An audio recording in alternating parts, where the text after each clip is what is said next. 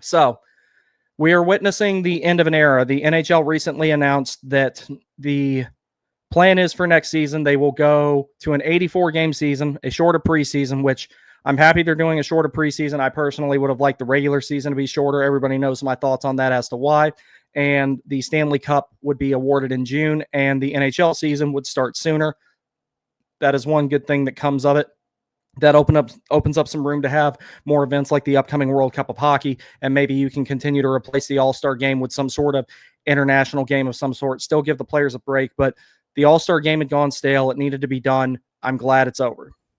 I'm hoping it's over. I personally could care less if they ever have another All-Star game. I would rather them do something along the lines of like a North American versus World All-Stars, old school type of 7-game series or something. There's so many different things they could do with having so many players from so many different countries to fill the void of when the All-Star game was and still have a bunch of really cool best on best exhibition type of events. So I'm going to let you guys know ahead of time. This schedule, I've looked at it a lot. I broke all of it down.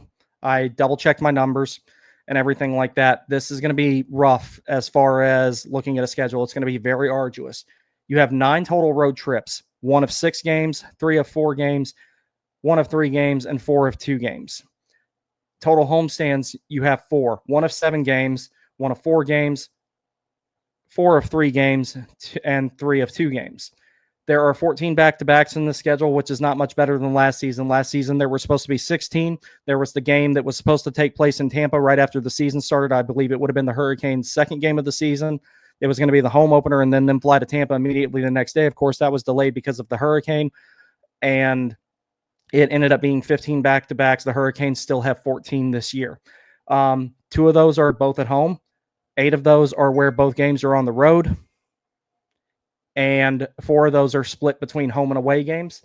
With the Metropolitan Division, you're playing everybody 4 times except for the Capitals. You play them 3 times, and you play the Islanders 3 times. Other splits for a total of 56 games. As tradition dictates with an 82-game season, there will be 24 games against the Atlantic Division and 32 against Western Conference teams, 1 home, 1 away. All right, so getting into October. This is one of the more tame parts of the schedule, but you notice there's not a ton of home games because of the State Fair road trip. Now, the thing with the State Fair road trip used to be really, really dreaded back when the team wasn't that good. Now it's kind of a blessing in disguise. So that first game up there on the 4th, don't worry about that. That's a preseason game. Opening night will be against the Devils, 7:30 p.m. On the 9th of October. That right off the bat, you got 2 division matchups. You'll play the Flyers again on the 11th, and then you go on the State Fair road trip where you'll play the Sharks, then the Ducks and the Kings every other day for that week. And then the first 2-day break in that entire road trip is after playing Vegas on the 20th. On the 23rd, you play the Avalanche, go down to Dallas on the 25th. Hope we whip the shit out of them. Fuck you, Mikko Rantanen. And then they'll return home to play Vegas again and wrap up that season series early. And then on the 30th, they'll close out the month playing against the Islanders. So I did get one question in here from AB where he says, what do you think the overall record's going to be for the first 10 games? This is a tougher schedule than it looks. New Jersey is going to be a challenge. Philadelphia, even though they're kind of in between rebuild and transition type of mode and everything like that, that could, excuse me one second.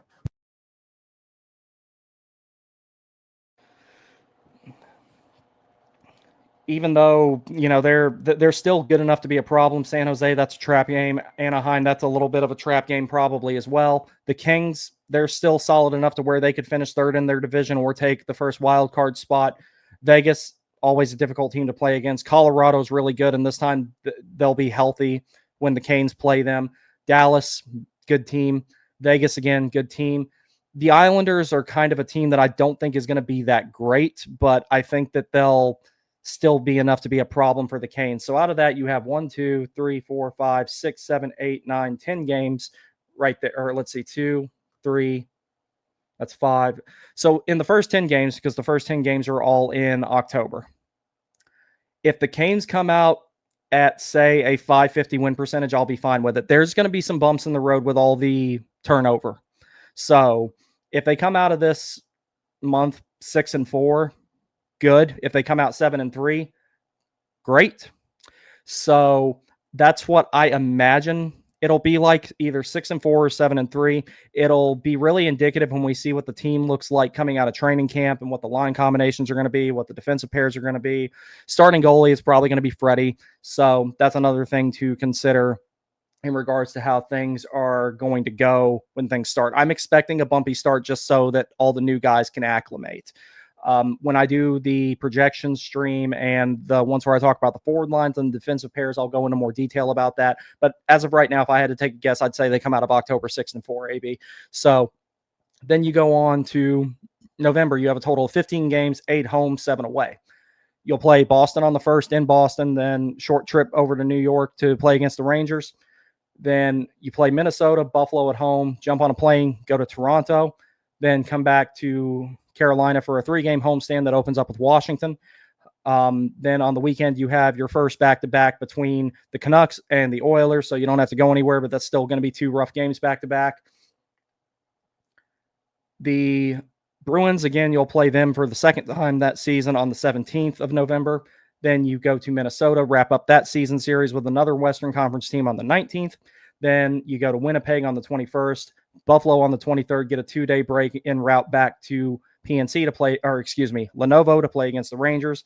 You'll play the Jets on the 26th, which is a Friday, get that Saturday off, and then play the Calgary Flames on the 30th. This is around the time I think that we'll start getting a better idea of what the Hurricanes are going to be like this season, how well everyone's acclimating and everything like that. It's going to take about 20 games, I think, before they're really, really going.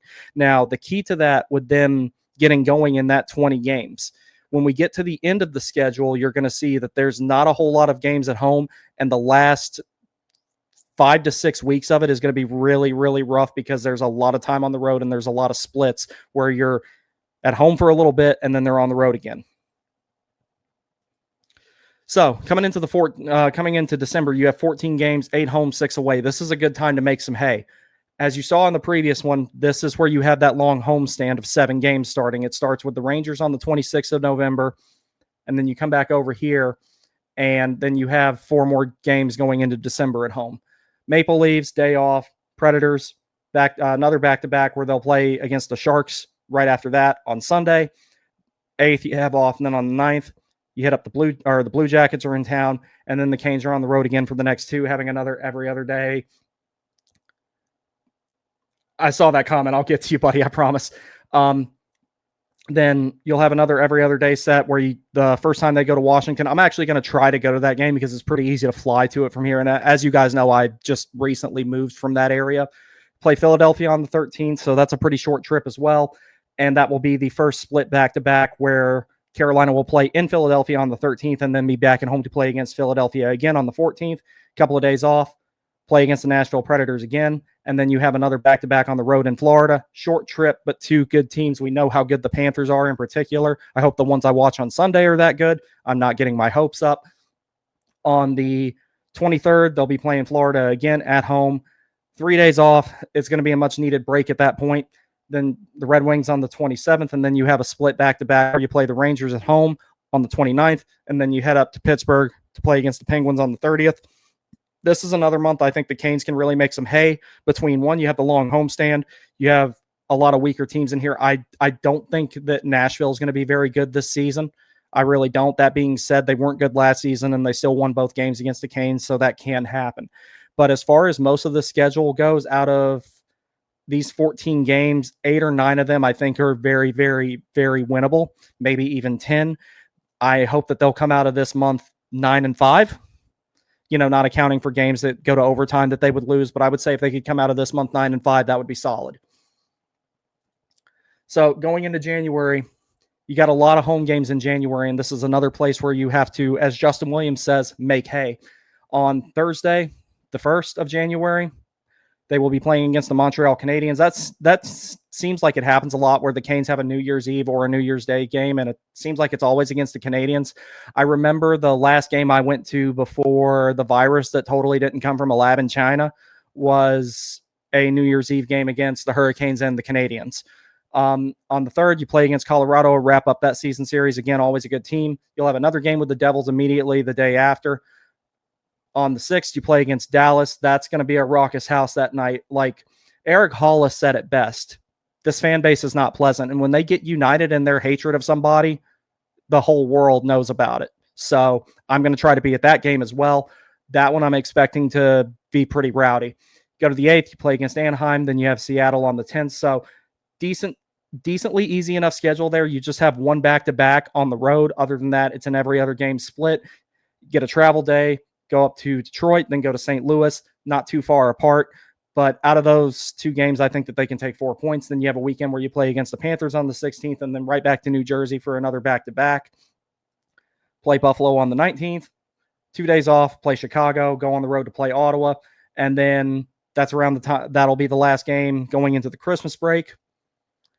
Utah Mammoth on the 29th, and then another day off, and then wrapping up January playing against the Washington Capitals in their barn on the 31st, and that will be the second of 3 games between them before wrapping it up later. February, there's, of course, the 2-week break in there for the Olympics.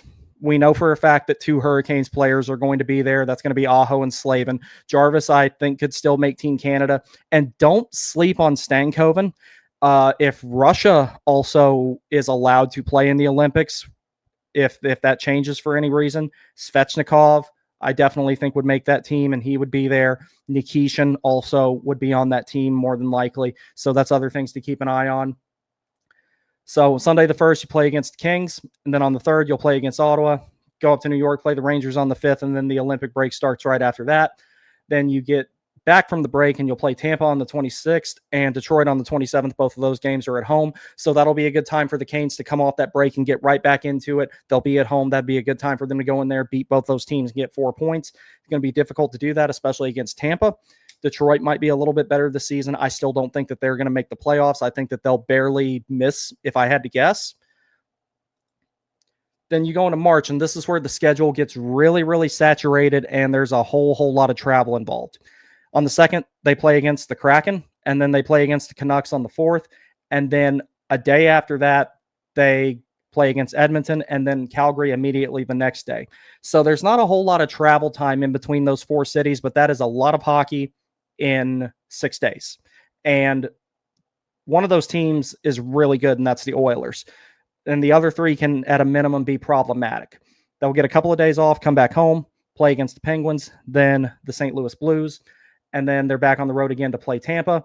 2 days off, play Columbus, and then that's another back-to-back that's split between a home and away game, or an away and a home game, where they'll then go to Pittsburgh, come and then fly immediately from there to Toronto, back to Pittsburgh, and then to Montreal on the 24th. They'll have 3 days off in March before playing the Devils, and then turning around and playing the Canadiens the same day on a home back-to-back.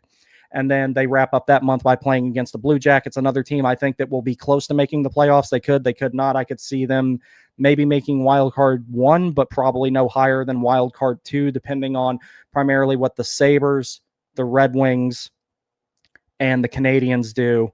Excuse me. Yeah, I'll say the Sabres. I think that maybe they can turn it around this year. I don't want them to, because you guys know I hate Buffalo.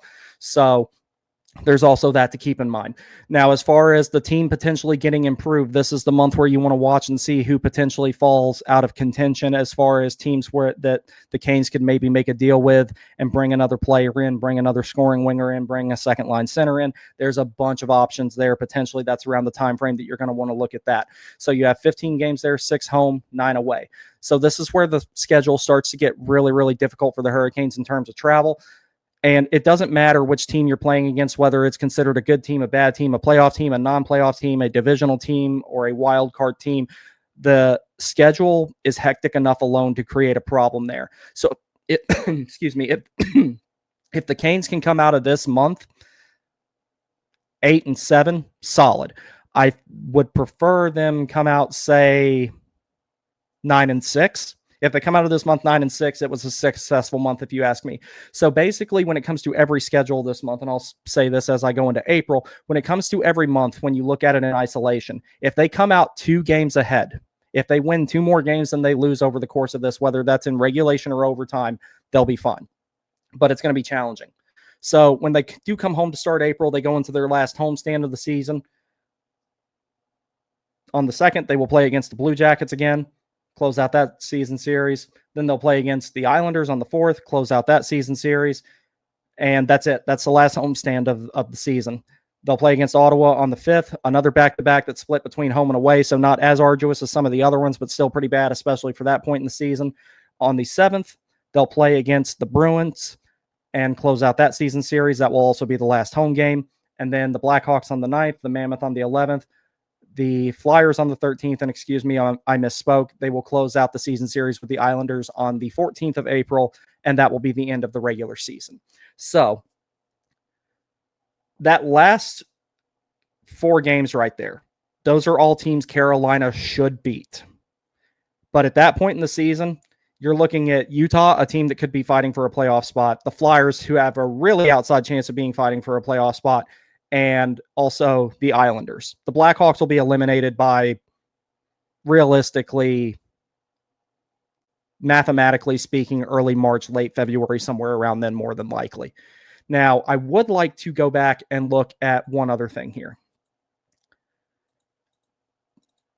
The hallmark of a team typically making the playoffs, as you know, for our Canadian and foreign friends, is American Thanksgiving. Teams that are typically above the cut line make the playoffs 80% of the time. And inversely, teams that are below it miss it 80% of the time. So, if the Canes are in a good spot on November 28th, then I think that they'll make the playoffs just fine. I'm not worried about them missing the playoffs. I'm not going to be worried about that for a long time, sans injuries and other unforeseen circumstances like that. You don't really have to worry about that with this team, where their challenges really lies in the playoffs, but you can't look that far ahead. You still have to go through the regular season and get to that point to have the problem to worry about. So this is the month I'm going to be watching closely. More than anything is going to be November and subsequently December as well. So if they're in a good spot after that, great. When you get into January, you got a ton of home games, and then you got a little bit of travel in there, or you got a decent amount of travel in there, and you've only got 2 back-to-backs, one of them, and both of them are splits. And then you have one more split from December going into, or from January going into February, which is an away then a home. And then after that, they've just got 2 more games and then get to the break, and most of the guys can get rested up, mentally reset, work on anything that they have to work on as far as nursing any injuries or anything like that. And then in March, that's where the schedule gets really, really rough. Like I said, if they come out of this 9-6, they had an outstanding run. If they have mathematically secured a playoff berth by the end of this month, all the better. I think it'll be a little bit before that, honestly. But the most important thing here is don't go into this month with any questions, because by then the fatigue factor is going to set in, attrition is going to set in, and you've only got 3 games at home, and the last leg of the season is a 4-game road trip with a bunch of trap games. This should not be a factor by then. If it is, then at that point, we might have something to worry about. But as it stands right now, I personally do not foresee that being a problem. So all in all, to put everything together, have a good start. You're going to need one this season. Go grab the State Fair road trip by the horns and make some hay during that 7-game homestand. Make good of those 4-game homestands, everything like that. So revisiting that a little bit here.